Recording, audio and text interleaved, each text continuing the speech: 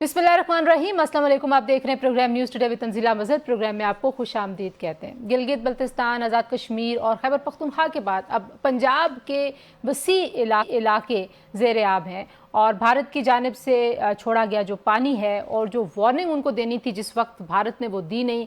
भारत की जानिब से जो आबी जहारियत का सिलसिला है वो जारी है, लेकिन पाकिस्तान में पानी के ज़खायर को लेकर एक बार फिर एक बहस शुरू हो गई है। जो सूरत हाल सैलाब की हमें पंजाब के मुख्तलिफ इलाकों में नज़र आई, पंजाब के दरियाओं में नज़र आई, वो अनप्रेसिडेंटेड है। इससे पहले इतने बड़े सैलाबी रेले जो पंजाब के अवाम हैं उन्होंने शायद नहीं देखे, क्योंकि जो तबाही मची है, जो खड़ी फसलों का नुकसान हुआ है, जो माल मवेशियों का नुकसान हुआ है, जो इंफ्रास्ट्रक्चर का नुकसान हुआ है, और जो कई मकामात पर हमने देखा कि कहीं बंद टूट गए, पानी इतना ज़ोर आवर था, और कहीं डैम को बचाने के लिए बंद तोड़े गए और उसके बाद देहात के देहात ज़ेर आब आते गए। तो ये जो तबाही है ये बार बार सवाल करती है कि ये पाकिस्तान के अवाम, चाहे वो खैबर पख्तूनख्वा के, गिलगित बल्तिस्तान के, कश्मीर के, पंजाब के, सिंध के अवाम हों, क्या बार बार ऐसी कुदरती आफात की नज़र होते रहेंगे?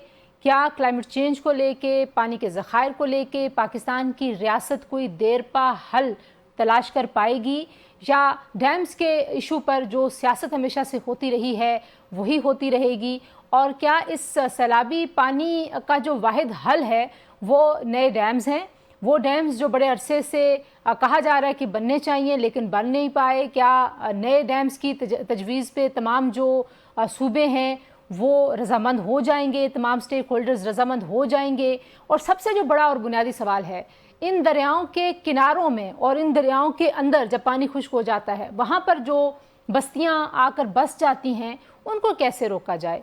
क्योंकि सबसे जो पहला आप कह लीजिए शिकार होते हैं सैलाबी रेलों का वो ये बस्तियों के लोग होते हैं, उनके माल मवेशी होते हैं, उनका कारोबार ज़िंदगी होता है, और उनको वहाँ से इवैक्यूएट भी किया जाता है, ये लोग डिस्प्लेस भी होते हैं। लेकिन जैसे ही पानी नीचे जाता है, पानी वहाँ से गुजर जाता है, तो दोबारा से वहाँ जाकर ये आबादकारी कर लेते हैं।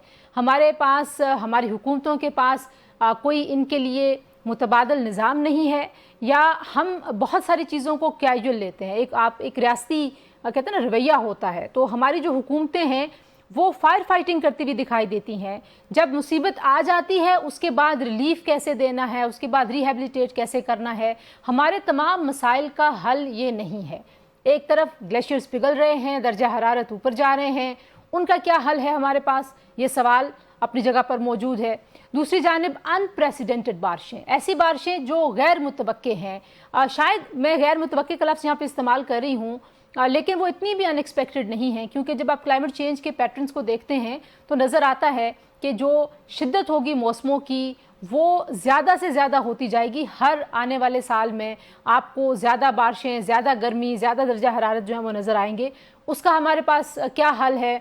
साइंस में, तहकीक में क्लाइमेट चेंज को लेके हम कितने एडवांस तरीके से सोच विचार कर रहे हैं? हमारी रियासत के पास जो एक नेशनल क्लाइमेट इमरजेंसी का कोई प्लान है, जो दूरा से एक प्लान हो? बहुत सारे इदारे हैं, NDMAs हैं, PDMAs हैं, रिलीफ और रेस्क्यू के इदारे हैं।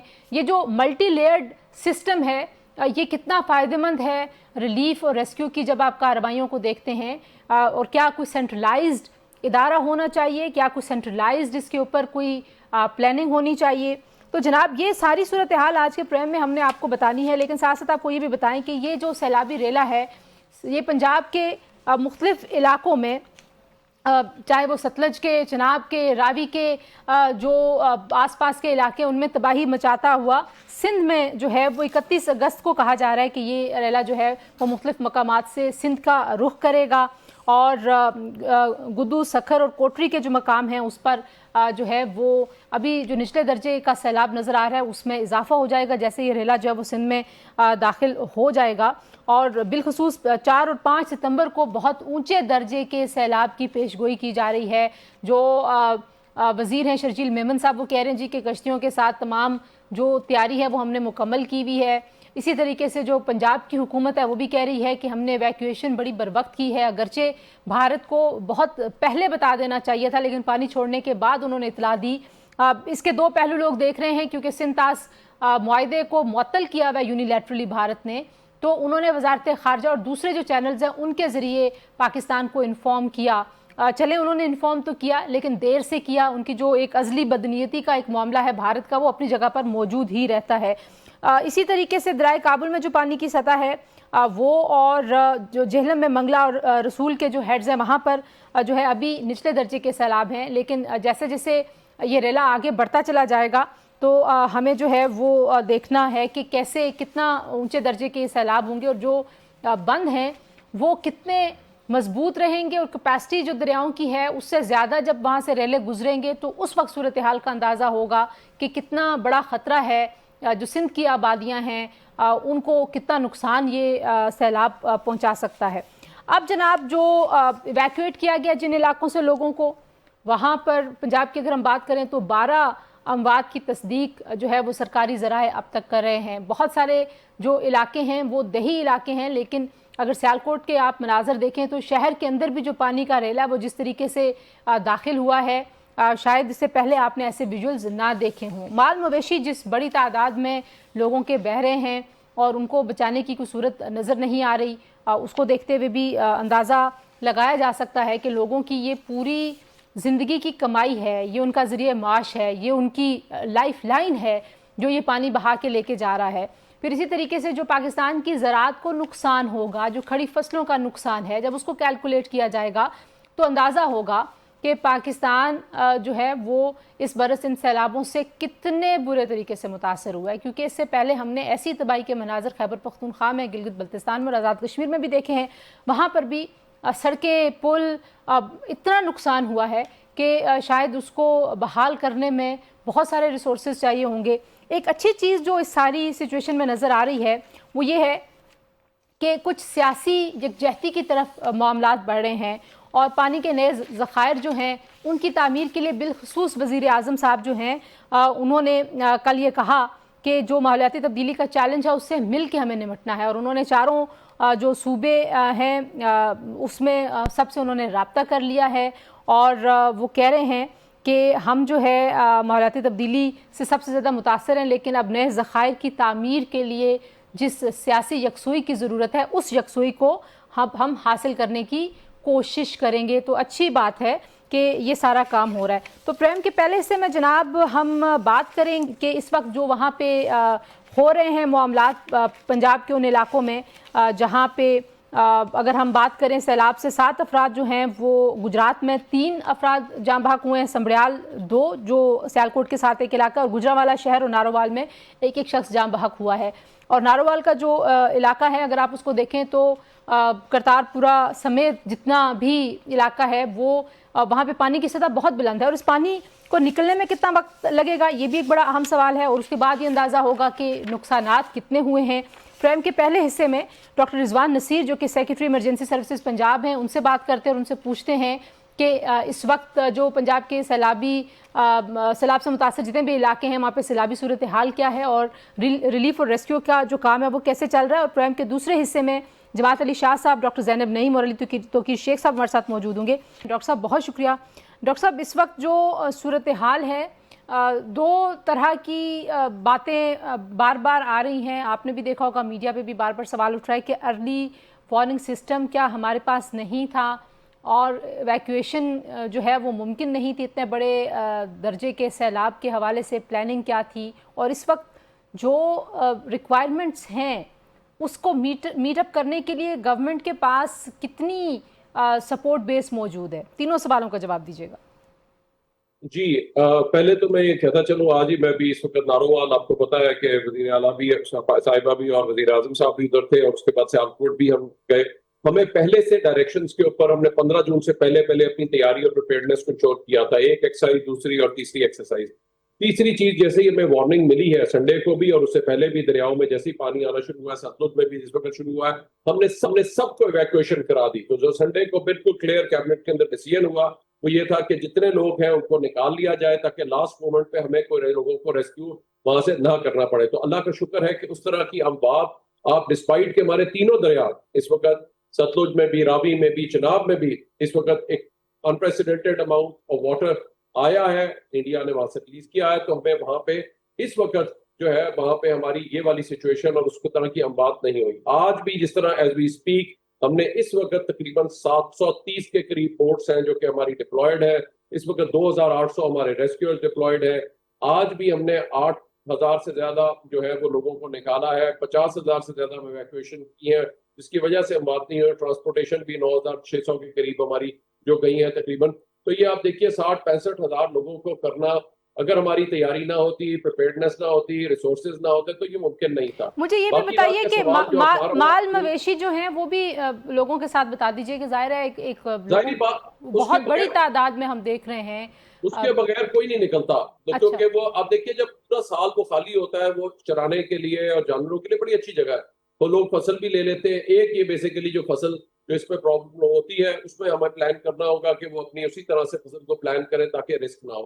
जो एक चीज जो अनप्रेसिडेंटेड हुई है जो कि मैंने अभी तक नहीं देखी, हमने 2010 के फ्लड भी दूसरे भी देखे जहाँ पे पहले हमारा रिस्पॉन्स मैकेनिज्म नहीं था। आज पंजाब में एक बहुत इफेक्टिव रिस्पॉन्स मैकेनिज्म है। शहरों में भी मैक्सिमम 2-3 घंटे से ज्यादा कहीं पे पानी नहीं खड़ा हुआ, बिकॉज नाले सारे क्लियर करा लिए गए थे। जिला इंतजामिया पुलिस ने जाके जबरदस्ती भी लोगों को वहां से निकाला है ताकि इस किस्म की कोई चीजें ना हो। जो हमने एक चीज जो देखी और सियालकोट और नारोवाल के अंदर जो अभी आया है, जब इंडिया से जो एकदम जो पहले तो जो इंश्योरेंस इकट्ठे ही तीनों जो थे उस दिन, एक इधर चल पड़ा एक साइड से, उधर से पलकू और उधर से एक भी जो है नाला एक में भी जो अनप्रेसिडेंटेड, यानी वो ओवरफ्लो कर रहे थे। On top of that 350 millimetre और तकरीबन 400 मिलीमीटर के करीब बारिश हो गई, जिसने ऑब्वियसली सियालकोट सिटी को जो है वो वर्स्ट इफेक्ट किया और इनंडेट किया। और तो ये बहुत बड़ा चैलेंज था। इसी तरह नारोवाल का जो डेग और रावी वहां से जो है वहां पे उसने जो है वो अफेक्ट किया। और हमने कोई 13,000 से ज्यादा 420 जो जानवरों को भी निकाला, इवन किश्तियों पे छोटे जानवर, और उसके बाद दूसरे जो है साथ साथ निकाले, पेड़ों पे हमने लोगों को निकाला है। और ये टाइमली इवैक्यूएशन और अगर वसाइल ना होते हाँ डॉक्टर साहब, मैं जहाँ पे आप इनको लेके गए इवैक्यूएटेड पॉपुलेशन को, वहाँ की सिचुएशन भी मैं आपसे पूछूंगी, लेकिन आप लोगों ने मतलब जाहिर है अभी सरेदस्त तो नुकसानात का अंदाज़ा लगाना मुश्किल होगा, लेकिन फिर भी कुछ कैलकुलेशंस की गई हैं क्योंकि फसलें खड़ी थी। हाँ जी, पीडीएमए और अब इरिगेशन और सबके पास बड़े अच्छे मैप्स और सारा रिसोर्स और मैपिंग उन्होंने की भी है। एग्जैक्टली हमें पता ये चलेगा जैसे ही वाटर रिसीड करता है, जहाँ पे फॉरन रिसीड कर जाता है वहां पे तो प्रॉब्लम इस तरह का नुकसान नहीं हो, लेकिन जहाँ पे लॉन्ग स्टे रहता है और उसके बाद क्या होता है उसका पूरा एक असेसमेंट का मैकेनिज्म है, और उसके बाद आगे भी उनको किस तरीके से कॉम्पनसेशन का मैकेनिज्म है, वो एक पूरा वेल डिफाइंड मैकेनिज्म है जो हमारा नेशनल कैलामिटीज एक्ट ऑफ 1958 के साथ पूरा उसको कैलामिटी हिट एरिया को डिक्लेयर किया जाता है। उनको फिर किसी की भैंस है या किसी का घर इफेक्ट हुआ है तो वो उसको दिया जाता है। इस बार बहुत अच्छा जो जहाँ पे शहरों में इंक्रोचमेंट पे जीरो टॉलरेंस रही और चीफ मिनिस्टर साहिबा ने किया, दरियाओं पे भी इस वक्त पॉलिसी यही है कि जहां जहाँ पे दरिया में बीच में लोगों ने कोई बना लिया था टाइम, क्योंकि इतने अरसा वहां पे पानी नहीं आया था, तो सतलुज में हमने देखा इस तरह से कई जगहों पे, वहां से भी अब हम टोटली इन चीजों को क्लियर कर रहे हैं ताकि जो फ्लड प्लेन्स हैं उनको इफेक्टिव रखा जा सके और वहीं पे क्लियर कट जो है वो फ्लो वाटर को जो किया मैनेज किया जा सके। यहाँ पे जो हमारा ये अब अल्लाह का शुक्र है कि दरियाओं का जो हमारा सिस्टम और निज़ाम वो बहुत बेहतर है, और अगर इस किस्म की चीजें भी क्लियर इंशाल्लाह रहती हैं जो आगे जिस तरह हम शहरों में की हैं, जिसकी वजह से शहरों में उस तरह की इनंडेशन नहीं आई, जिस तरह के शहर है उस तरह से पानी उस तरह से इनंडेशन नहीं हुई, तो इसी तरह से इंशाल्लाह पंजाब में जो है वो आज भी जिस तरह से डिटेल ब्रीफिंग हुई, कल भी आपके साथ उन्होंने की, और उसके बाद ये सारे एरियाज को क्लियर कराया गया है, उसकी वजह से ये चीजें इंशाल्लाह उम्मीद है कि आगे भी पानी के रिसीड करने के हवाले से क्या एक्सपेक्टेशन है डॉक्टर साहब? जी, पानी रिसीड कब तक कर जाएगा, कब तक? पानी में अभी चूंकि खुद ही मैं इस वक्त नारोवाल और सियालकोट से भी आया हूँ, वहां पे तीनों नालों से जो है वो पानी रिसीड करना शुरू हो गया हुआ है। इनफैक्ट अभी जो एक और जो पलकू के अंदर तो ऑलमोस्ट लेवल से गॉन डाउन सिग्निफिकेंटली, लेक भी जो है वो काफी नीचे चला गया हुआ है। अब तो वहां से पानी जो है वो नीचे चला गया, तो अब नीचे जैसे जैसे फ्लो वाटर जा रहा है तो मुख्तलिफ एरियाज जो है इफेक्ट हो रहे हैं, जिस तरह अभी चिन्योट और आज हमारा मेन ऑपरेशन जो था मंडी बाउद्दीन और हाफजाबाद में रहा, तो वहां पे हम वसाइल को वहां पे मैक्सिमम बढ़ाया ताकि वहां से भी हम लोगों को जो है वो निकाल सके। मेरी लोगों से इसी तरह लाहौर का जो शादरा के ऊपर आया, अब जो बड़े अरसे बाद 2 लाख के करीब तकरीबन आना cusec water was a challenge, वहां पे भी शुक्र है कोई ऐसा नहीं हुआ, वहां पे भी लोगों को टाइमली इवैक्यूएट करा लिया गया। एक अब जहाँ पे ये लोग हैं, हाँ, अब जहाँ पे ये लोग हैं डॉक्टर साहब, जी, अब जहाँ पे लोग हैं, जाहिर बात है घर छोड़ना बड़ा मुश्किल एक मरहला होता है, हिजरत किसी भी हवाले से हो मुश्किल काम है, और ऐसी मुसीबत में हो, आफत में, या कुदरती आफत है सैलाब की। मुझे ये बताइए कि जहाँ पे इन लोगों को रखा है वहाँ पे फैसिलिटीज़, क्योंकि आपको पता ही है कि अब ऐसे लग रहा है कि सभी को आगे बढ़ के इन लोगों को सपोर्ट करना चाहिए, तो क्या सूरत हाल है वहाँ पे इन फैमिलीज़ की? जी, गवर्नमेंट ने जितने भी इस वक्त डिपार्टमेंट्स हैं, आज भी सुबह क्योंकि डिटेल में हुई तो हेल्थ के भी सारे फंक्शंस खुले हुए हैं।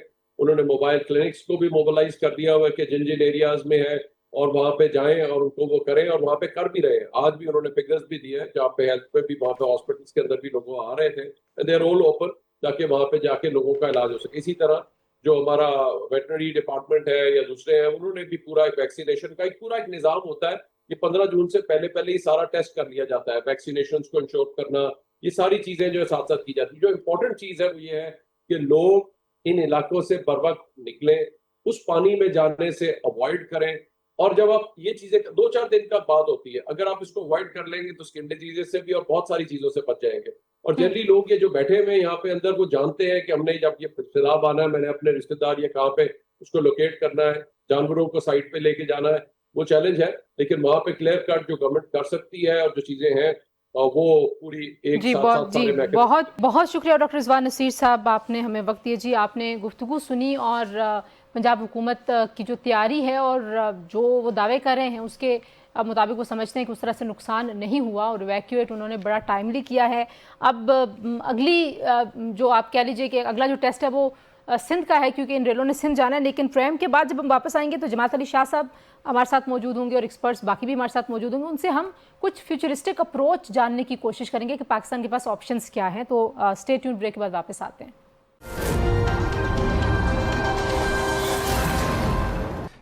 Welcome back to news today जी। और हमें ज्वाइन कर चुके हैं जमात अली शाह साहब जो कि साबिक कमिश्नर हैं इंडस वाटर कमीशन के, और डॉक्टर ज़ैनब नईम जो कि एक्सपर्ट हैं वाटर इश्यूज़ की, और हमारे साथ मौजूद हैं अली तुकीर शेख साहब जो कि क्लाइमेट चेंज के एक्सपर्ट हैं। तीनों का बहुत शुक्रिया जी।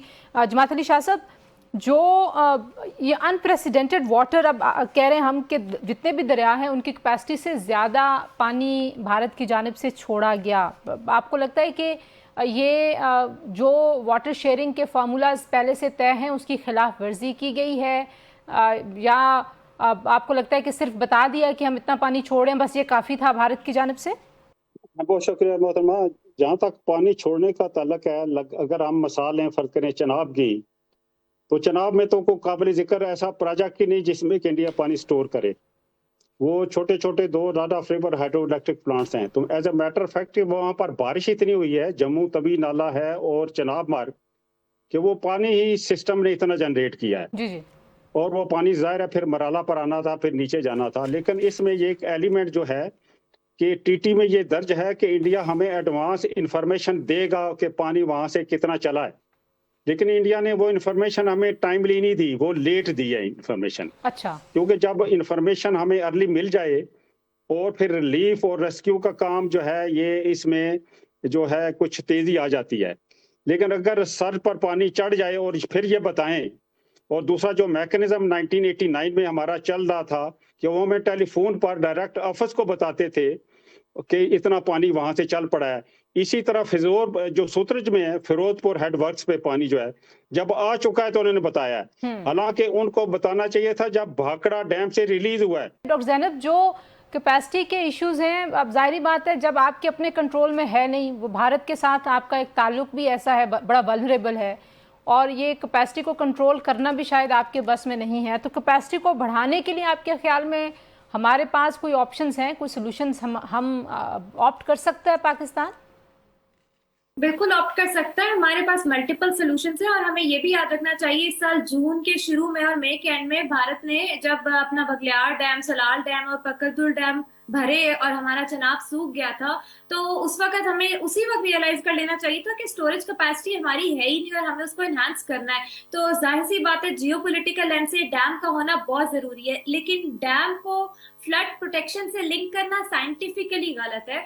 फ्लड प्रोटेक्शन आपकी होती है जब आप छोटे स्टोरेज डैम बनाते हैं, जब आप अपनी फ्लड जोनिंग करते हैं, जो आपका फ्लड प्रोटेक्शन प्लान बना हुआ है उसका निफाज करते हैं, आपका रिवर ड्रेनेज एक्ट बना हुआ है पंजाब में मौजूद है उसका निफाज करते हैं ताकि फ्लड प्लेन इंक्रोचमेंट रोकें। हिल टॉरेंट्स जो पहाड़ों से आने वाले सैलाबी रेले हैं उनके आगे छोटे डैम्स तामीर करते हैं, ड्रेनेज प्लान मंगाते हैं हाउसिंग सोसाइटी से, और फ्लड प्लेन पे इंक्रोचमेंट बिल्कुल मना होती है।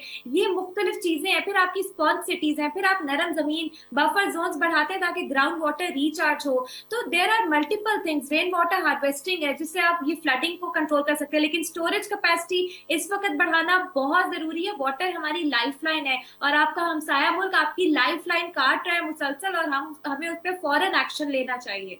क्या अगर मैं आपसे पूछूं कि फौरी तौर पे अब क्योंकि वज़ीर आज़म साहब ने कहा है कि चारों सीएम से उन्होंने राब्ता कर लिया है, नए डैम्स के ऊपर हंगामी बुनियादों पे जो है वो काम शुरू होगा, तो आपको लगता है कि नए डैम्स के साथ साथ हमें कुछ और ऑप्शंस की तरफ भी देखना चाहिए, जो दुनिया ने कुछ टेक्निक्स यूज़ की हैं उसकी तरफ भी देखना चाहिए?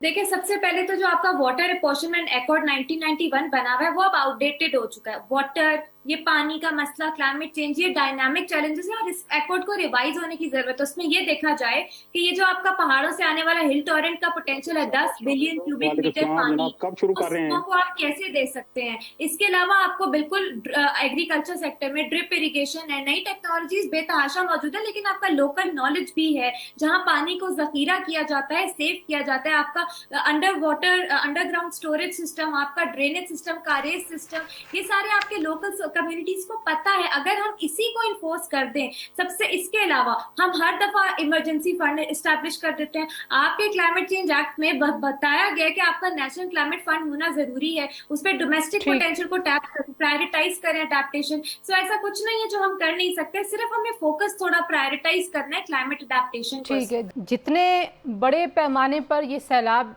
आया, पहले खैबर पख्तूनख्वा में, गिलगित बल्तिस्तान में, कश्मीर में कोई और रीजंस थी, पंजाब के सैलाब की और रीजंस हैं, लेकिन जो नुकसान हो रहा है अब ये बड़ा वाज़े तौर पे नज़र आ रहा है कि आइंदा सालों में इससे भी ज़्यादा नुकसान होगा। क्या हम ऐसे ही हाथ पे हाथ रख के बैठेंगे और इंतज़ार करेंगे? क्या क्या करना चाहिए पाकिस्तान को? देखिए मैडम, ये बहुत मुश्किल सवाल है। जिन्होंने करना है उनको उनको थोड़ा सा इस चीज़ के बारे में सेंसिटाइज होने की ज़रूरत है कि अपने काम को वो किस तरह से इन्विजन करें। देखिए, इंक्रोचमेंट्स हमारे इतनी ज़्यादा हैं, पॉपुलेशन इतनी ज़्यादा है कि उसका एडमिनिस्ट्रेटिव सोल्यूशन कोई नहीं है। अगर आप इंक्रोचमेंट्स के खिलाफ क्रेने भेजेंगे तो एक दो हफ्तों में आप थक जाएंगे। आगे कोई MP MNA आएगा, कोई और इन्फ्लुएंशियल ग्रुप्स आएंगे तो आप नहीं कर सकेंगे। तो इसके दो तरीके हैं। एक तो तरीका यह है कि आप थोड़ा सा अपनी लैंड जोन प्लानिंग करें और जो लो लाइंग एरिया नहीं है उनको आप हाउसिंग के लिए डेजिग्नेट करें, और वो हाउसिंग एलीट कैप्चर वाली नहीं होनी चाहिए जहां लाखों करोड़ों रुपए के कनालों के और फार्म हाउसेस मिलते हैं। ये आपने पूरे लोगों के लिए सब्सिडाइज्ड प्लानिंग के साथ आपने जमीन क्रिएट करनी है, वरना किसी को शौक नहीं है कि वो अब मौत के मुंह में रहे। लेकिन तो लोग जब रुकते गवर्नमेंट नहीं की है ना सबसे अली बड़ी- तोकीर शेख साहब, लोग रुकते नहीं है ना। नहीं, अगर गवर्नमेंट उनको ऑप्शंस प्रोवाइड करे और गवर्नेंस स्ट्रांग हो तो रुकेंगे ना। प्रॉब्लम तो ये है कि गवर्नमेंट ने मादर पितर आज़ादी दी हुई है। माफिया जो है दरियाओं की जमीन बेचते हैं, हाउसिंग सोसाइटीज बनाते हैं, गरीब लोग मजबूरी के बारे खरीदते हैं, ठीक है ना। जब वो खरीदते हैं, तबाह होते हैं, तो फिर हमें ख्याल आता है कि ओहो ये क्या हो गया। और वो बेचारे पैसे वैसे दे के वापडा का कनेक्शन ले लेते हैं, स्कूल खुल जाता है, रोड बन जाती है। इस गेम में से हमें निकलना होगा। अच्छा, तो मुझे पहली जो अच्छा, चीज हाँ करने की है कि जी जी जी, बात मुकम्मल कर लें। हर डिस्ट्रिक्ट अपना एक रेजिडेंशियल जोनिंग एरिया बनाए फॉर द पुअर नेबरहुड। वहाँ पे ट्रांसपोर्टेशन सर्विस हो, रोड्स हो, बिजली हो, स्कूल हो और ट्रांसपोर्टेशन हो जहाँ पे लोगों के जॉब्स होते हैं। तो पहला काम तो ये करने का। अच्छा, ये तो और आप कह रहे दूसरा हैं काम ये कि रिहेबिलिटेशन में अली तोकीर साहब आप कह रहे थे कि जो आप रेजिडेंशियल जोन्स बनाएं, जाहिर है एक तो पूरा का पूरा आप कह रहे हैं कि प्लान करके डिस्ट्रिक्ट लेवल पे सब चीज़ें जी तब्दील कर दें, लेकिन अब ये जो प्लान करके अब ये जो गुंजाइश से ज़्यादा पानी का मामला है, दरियाओं के हवाले से भी जो पानी आया वो जाहिर है उनकी कैपेसिटी से ज़्यादा था, बारिशें तवक्को से ज़्यादा हैं, दर्जा हरारत भी तवक्को से ज़्यादा है। मतलब क्या हमें हमारी प्लानिंग में ये तवक्को का लफ्ज़ कहीं नहीं था? दुनिया तो जाहिर है जी वो प्लान कर रही देखिए, थी। पहली चीज के जो मैंने आपको कहने की कोशिश की है वो रिहेबिलिटेशन की नहीं कही है, क्योंकि वो करेंगे तो कभी आप कामयाब नहीं होंगे। अच्छा मैंने कहा है कि फ्यूचर के जो घर बार बनने हैं, कारोबार बनने हैं, वो ऐसे एरियाज में बने अच्छा यहाँ की पॉपुलेशन को किसी और तरीके से डील करें। अब रह गया कि जो बारिश का पानी जो है बाज लोगों के लिए बड़ा नुकसानदेह है, और उनके इतने नुकसानात हुए हैं, उनको कंपनसेशन चाहिए होती है, उसको अपने मॉडर्न इंस्ट्रूमेंट्स चाहिए जैसे इंश्योरेंस या रिस्क ट्रांसफर। हुकूमत कैश डिस्पर्समेंट पे यकीन रखती है कि उनको जो है अमदाद प्रोवाइड करे, 1000 2000 50,000 लाख 2 लाख गवर्नमेंट मुख्तलिफ किस्म के पैसे देती है। मेरे ख्याल में हमें ये चीज़ ख़त्म करनी चाहिए, और ये भी ख़त्म करना चाहिए कि जो इलीगली स्टेट लैंड्स पे रहते हैं उनको भी कंपनसेशन मिलनी चाहिए। उन्होंने सोच समझ के ये रिस्क लिया था। जी बिल्कुल ठीक है। क्या और टेक्निक्स इस्तेमाल की जा सकती हैं डैम्स के अलावा, और क्या ऑप्शंस, उस पर भी बात करते हैं। ब्रेक के बाद हमारे साथ रहिए। Welcome back to news today जी। और ब्रेक पर जाते हुए हम बात कर रहे थे, जमात अली शाह साहब, आपके ख्याल में डैम जो हैं वो हमारे मसाइल को हल कर लेंगे? जो जिस मसले में बार बार हम फंस रहे हैं, जाहिर है एक तरफ हम बिल्कुल ड्राउट की सिचुएशन में चले जाते हैं, खुश्क साली है, दूसरी तरफ फ्लड्स हैं। देखिए जी, डैम जो है अब चनाब पर एक डैम बन सकता है, चिनोट, ठीक है जी। अब सुतलेज रावी पर डैम नहीं बन सकता। तो डैम जो है वो अल्टीमेटली सोल्यूशन नहीं है, और डैम जो है वो इसलिए हैं कि गर्मियों में पानी जमा करके सर्दियों में इस्तेमाल करें। मैं समझता हूँ कि ये मेट्रोलॉजिकल डिपार्टमेंट है, इसकी कैपेसिटी डेवलप करनी चाहिए कि हमें अर्ली वार्निंग दें, ताकि रिलीफ और उसमें रेस्क्यू में जो है हमें रिस्पॉन्ड करने में टाइम मिल जाए। तो ये महल है, ये एंडेवर जो है। बाकी जो है इसको मैनेज करना, नीचे फ्लड जब आ जाता है वो अलग बात है, लेकिन जब फ्लड आने के लिए जो है हमें एडवांस इन्फॉर्मेशन जरूरी है।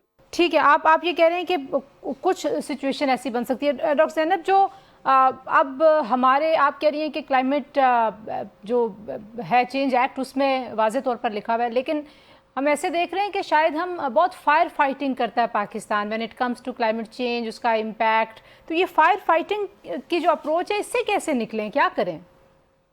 इसके लिए मैं एक ग्रैंड डायलॉग प्रपोज करती हूँ, ताकि हम ये फायर फाइटिंग मोड से निकल के होलिस्टिक प्लानिंग में आए, सूबों को बिठाएं कि उनकी अकाउंटेबिलिटी किधर है। आपकी जितनी अच्छी पॉलिसीज बनी हुई है सारी फेल इसलिए हो जाती हैं कि हमने सूबों को अकाउंटेबल किया ही नहीं किसी भी मामले में। ना उनके अडेप्टेशन प्लान सबमिटेड है, ना कि कितना पानी यूज हो रहा है, कहाँ एग्रीकल्चर अफेक्टेड है, डेटा किधर है, ये सारी चीजें। फिर उसके अलावा आपको डिप्लोमेसी बढ़ानी होती है थ्रू डेटा। ये जो भी मेट ऑफिस की कैपेसिटीज की भी बात कर रहे हैं, प्राइवेट सेक्टर एंगेजमेंट कर ले मेट ऑफिस, उनकी कैपेसिटीज इनहैंस होना शुरू हो जाएंगी, बेशक बाहर से कोई ना आए।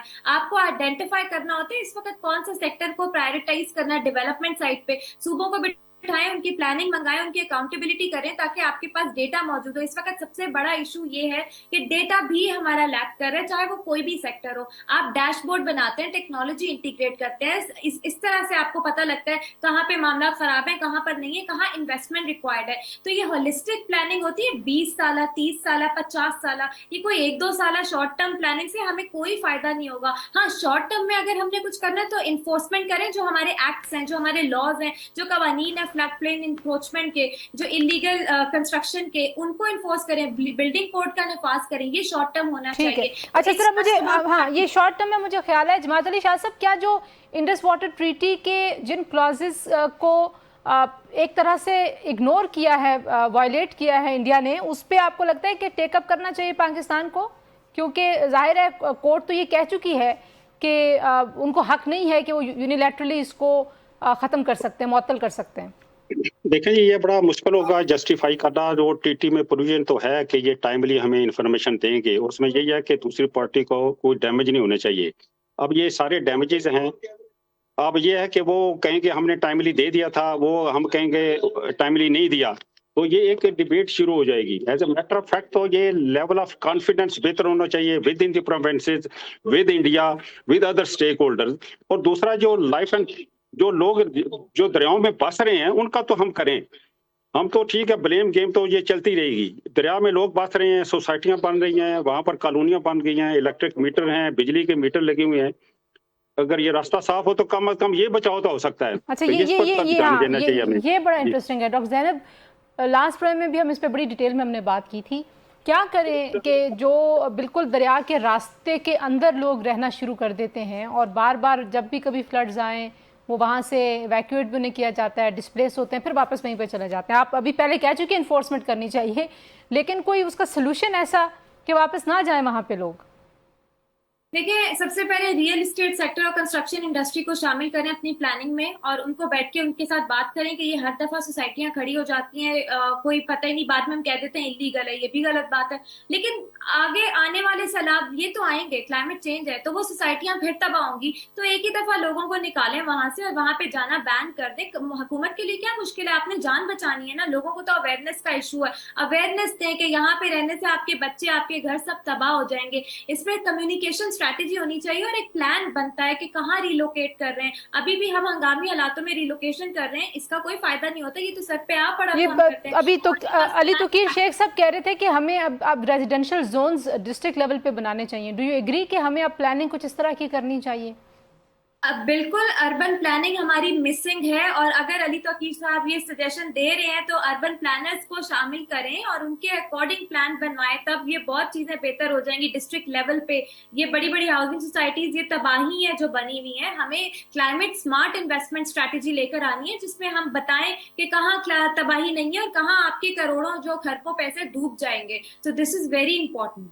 सही। जमात अली शाह साहब, जो एक और एलिमेंट है, जाहिर है बड़ी अनप्रेसिडेंटेड बारिश जो है और ये क्लाउड बर्स्ट, इस तरह की नई चीज़ें भी पाकिस्तान के साथ और इस रीजन में हो रही हैं।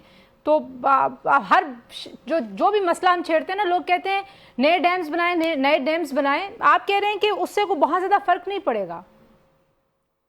हाँ ठीक है, मैं समझता हूँ कि ये तमाम जो है ना, ये एंडेवर करने तो चाहिए ना, फर्क तो ज्यादा नहीं पड़ेगा, लेकिन फिर भी कुछ न कुछ तो इसमें जो है ना, हालात को बदलेंगे तो सही ना। जी बहुत शुक्रिया जी, आपने गुफ्तगू सुनी है डॉक्टर ज़ैनब नईम की, जमात अली शाह, अली तोकीर शेख साहब।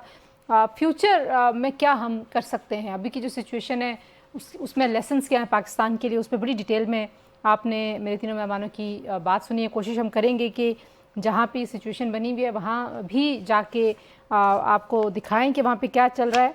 लेकिन अब जनाब, जो 31 अगस्त जो है उस वक्त तक सिंध के मुख्तलिफ़ इलाकों में इस पानी ने, सैलाबी रेलों ने पहुँचना है। तो अल्लाह करे कि वहाँ पे भी जो प्रिपेयर्डनेस है, अर्ली वार्निंग सिस्टम्स हैं, वो फ़ाल हों और कम से कम नुकसान हो। जानी नुकसान जो है वो कम से कम करना इस वक्त पॉसिबल नज़र आता है। माल मवेशी बचाने की कोशिश की जानी चाहिए, लेकिन जो खड़ी फसलें तबाह हो गई हैं, जो इंफ्रास्ट्रक्चर तबाह हो गया है, जो लोगों की ज़ाहिर है अब ज़िंदगियाँ जब आप डिस्प्लेस होते हैं, वो जो एक इमोशनल, साइकोलॉजिकल और फाइनेंशियल एक जो ट्रॉमा है, ज़ाहिर है वो कैलकुलेट करना is very very difficult at this moment. जी आज के लिए इतना, इंशाल्लाह अगले प्रोग्राम में आपसे मुलाकात होती है। अपना ख्याल रखिए, अल्लाह हाफिज़।